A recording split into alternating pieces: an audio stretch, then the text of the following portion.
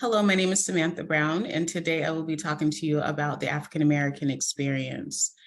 The history of the transatlantic slave trade between the 16th and 19th century was responsible for the transport of 10 to 12 enslaved Africans to the Americas.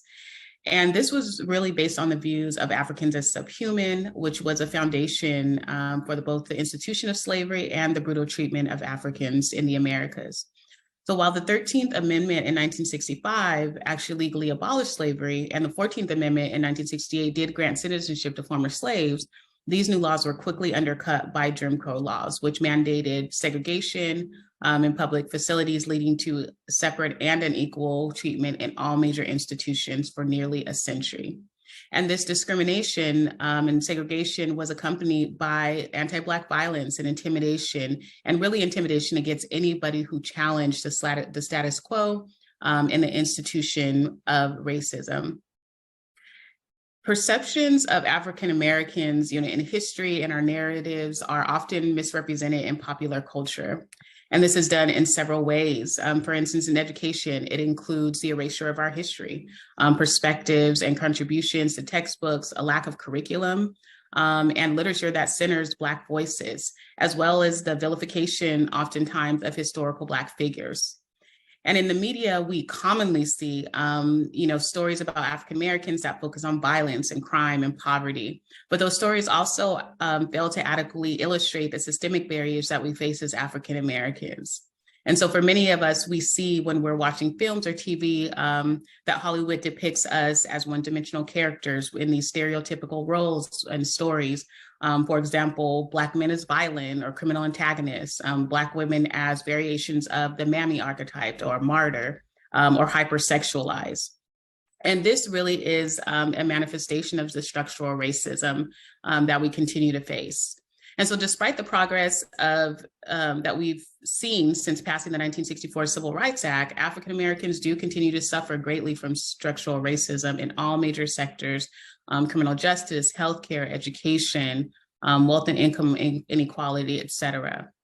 For instance, housing discrimination and segregation still persists in American cities. And so the active redlining, which started in the 1930s, prevented African Americans from owning homes in certain neighborhoods and forced them to live in low-income government housing.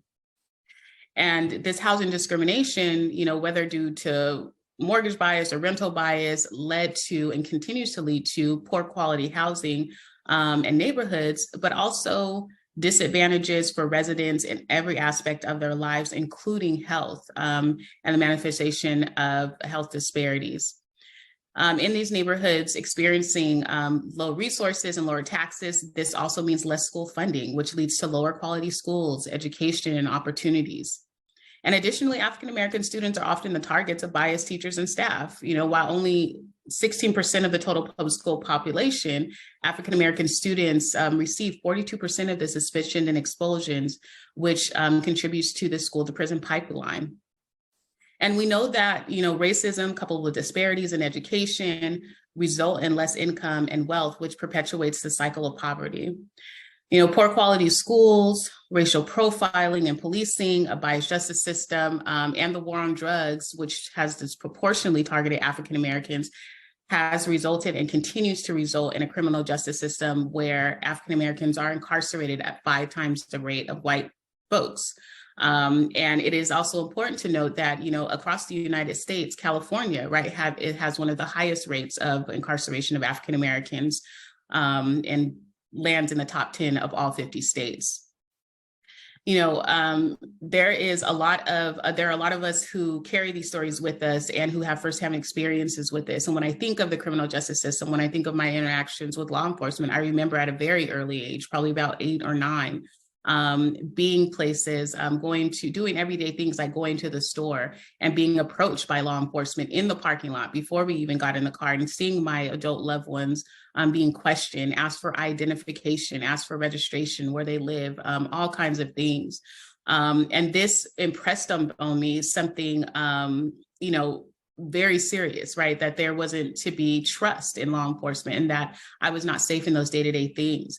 I like distinctly remember a story of when I was about probably about 7 or 8 years old, and I went to school. I'd forgotten my lunch, and every day I walked to school, so I decided I was going to walk home and get my lunch. And as a teacher should, she realized I was missing after recess and called the police. And as I was walking home, the officer drove up on the side of me. And in my mind, even as a 7 or 8 year old, right, as he's asking me questions, where are you going? I knew that I was not to get in that car. Because what I did understand was that that could mean harm, that I could not make it home, right? So that was not something that was a beacon of safety for me. And so in recent years, although Black Lives Matter has highlighted the persistent problem of police killings of African Americans, the struggle for Black liberation and justice has been continuous throughout history. And we understand that it is all too necessary.